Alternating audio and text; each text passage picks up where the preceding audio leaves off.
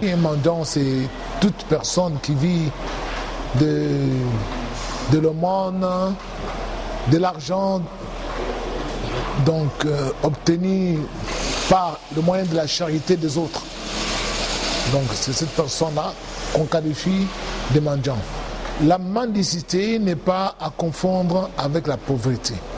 On est pauvre soit parce qu'on travaille, mais on ne sait pas comment créer des richesses. Parce que nous devons savoir que Dieu a dit « l'homme mangera le souhait de son front ». Alors, il y a des gens qui travaillent bien sûr, hein, mais qui ne savent pas créer des richesses. Et c'est alors qu'on les considère tout simplement comme étant des pauvres ou connaissant la pauvreté. Tandis que depuis l'Antiquité, on a considéré la mendicité comme étant une conséquence d'une chute économique quelconque dans une société humaine et considérant aussi une personne qui pratique la mendicité comme la personne qui a chuté de ses possessions, de ses revenus. Alors, en plus, la pauvreté, on peut l'avoir, quoique en travaillant, sans qu'on soit bien rémunéré, on peut être pauvre dans ces conditions-là. Tandis que la mendicité, il y a aussi une certaine passivité que l'on a soi-même parce que on ne voudrait pas soit faire partie intégrante de la société humaine, on se met en marge et on commence à tendre la main pour qu'on puisse gagner sa vie de cette façon-là. Alors, donc la mendicité est là, mais son origine, nous pouvons analyser, vient soit du chômage, soit on est alcoolique, on a la toxicomanie.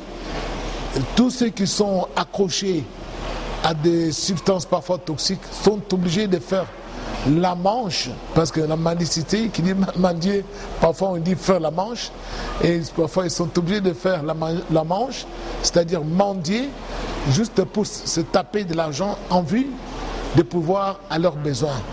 Mais il est notoirement connu que la mendicité vient souvent parmi les hommes du fait d'une certaine passivité des hommes et qui se laisse aller, parce qu'un mendiant,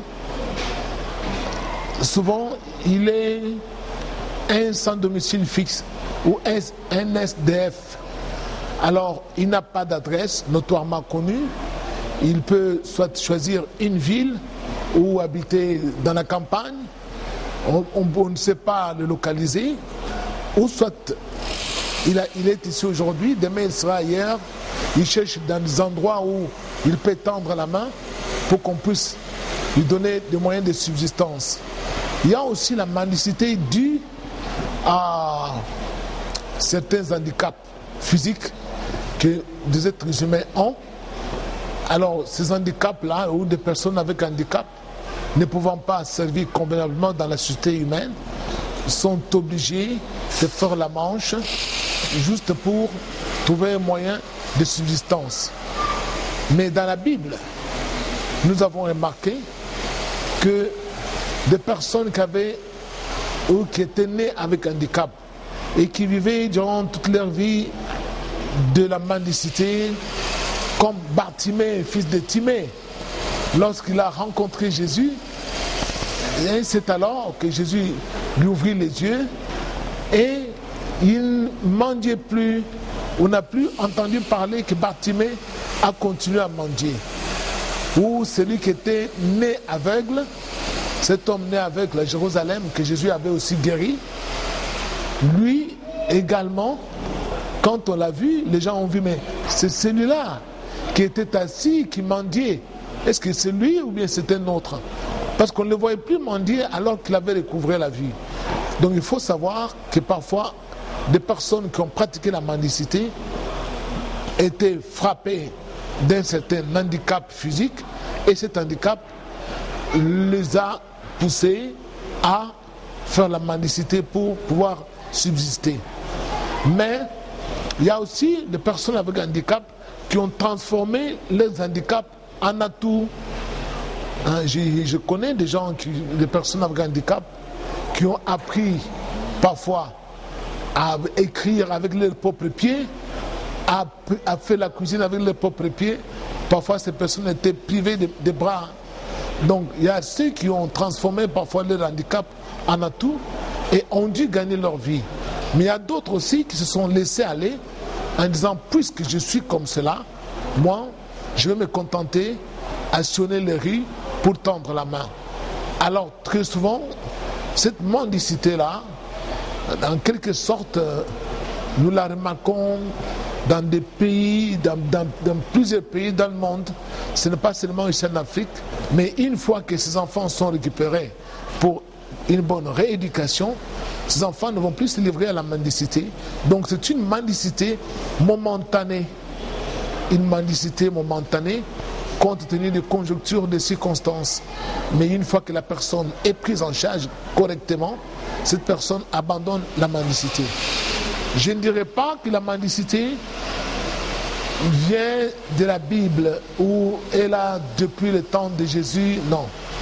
Il faut savoir que la mendicité est dans la société humaine depuis longtemps. Mais comment est-ce que la Bible considère la mendicité?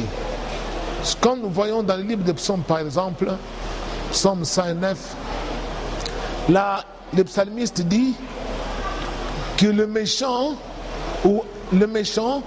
ses enfants, soient des vagabonds et mendient. Donc mendient leur pain. Donc nous voyons là que la mendicité, c'est aussi le fruit d'une malédiction. Pourquoi? Parce que toujours dans la Bible, David dit, j'ai été jeune et j'ai vieilli, je n'ai point vu les justes mendier, ni sa postérité. Non, je n'ai point vu les justes abandonnés plutôt, ni sa postérité mendiant le pain. Alors il faut savoir qu'un juste qui craint Dieu, je ne pense pas qu'il pourra être un mendiant sur la terre, ni ses enfants être des mendiants. Parce que Dieu comble les besoins de tous les justes, de ceux qui marchent dans l'obéissance de ses commandements. Ils sont largement bénis et à suffisance pour prendre en charge leurs enfants et pour éviter à leurs enfants de pouvoir sombrer dans la mendicité. Alors je trouve que la mendicité, ce n'est pas quelque chose que Dieu a voulu parmi les êtres humains. Ça fait partie des malédictions. Il y a la mendicité des particuliers, des individus, mais il y a aussi la mendicité des États. Nous devons savoir que la mendicité au niveau des États, l'Afrique actuellement est dans une position de mendicité, surtout l'Afrique noire, parce que nous tendons souvent la main au lieu de générer des ressources. Parce que pour éviter la mendicité, il faut travailler. Et pour travailler, quand on travaille, il faut créer des ressources pour enrichir les gens qui travaillent. Si nous ne savons pas comment nous enrichir, nous serons toujours pauvres et nous tendrons toujours la main.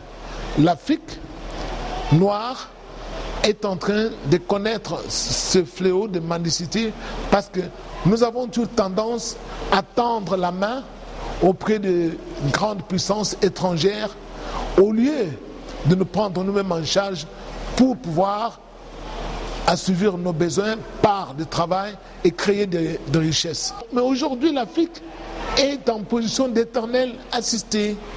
Et cela se répercute aussi dans nos sociétés, si bien que nos populations, quand ils voient un expatrié, ils courent vite parce qu'ils ont l'impression qu'il a tout l'argent du monde. Or, nous devons savoir que pour éradiquer la mendicité, il ne suffit pas seulement de mettre dans des pancartes ou bien des panneaux quelque part dans une ville au mur, comme on a fait au Moyen-Âge, où il y a eu, par exemple, des philosophes qui ont prôné d'éradiquer la mendicité en écrivant « Ici, il est interdit de pratiquer la mendicité, bien notre ville ne permet pas la mendicité. » Et puis, Je connais un philosophe comme Platon dans son projet de cité idéale. Lui aussi, il a recommandé de pouvoir criminaliser la mendicité et de pouvoir expulser de la cité tous les mendiants pour pousser les gens à se prendre en charge. Parce on ne dira pas assez pour créer des richesses, pour que les gens vivent bien, c'est le travail. Et le travail exclut la mendicité. Parce qu'un mendiant est souvent passif. Tandis que la Bible dit que les paresseux ne mangent pas non plus. Pourquoi la Bible, c'est l'apôtre Paul qui est allé jusqu'à dire cela, que les paresseux ne mangent pas. Donc si nous voulons manger, nous devons travailler. Donc non pas mendier, mais travailler, c'est prendre en charge. Et c'est alors que nous allons contribuer au développement, à notre propre développement intégral, et que nous comblerons les besoins de nos membres de famille. Voilà ce que je pouvais dire à ce sujet. Rapidement, un passage biblique, si ça peut aider à être. Bon, c'est ce que je viens de dire dans le psaume 37, je crois, verset 25, où David dit: j'ai été jeune et j'ai vieilli, je n'ai point vu les justes abandonnés, ni sa postérité mendiant le pain. Donc, il faut savoir que quand on craint Dieu sur la terre, on marche selon ses commandements, on ne sera jamais mendiant et nos enfants ne seront jamais des mendiants. La mendicité, c'est pour ceux qui ne craignent pas Dieu.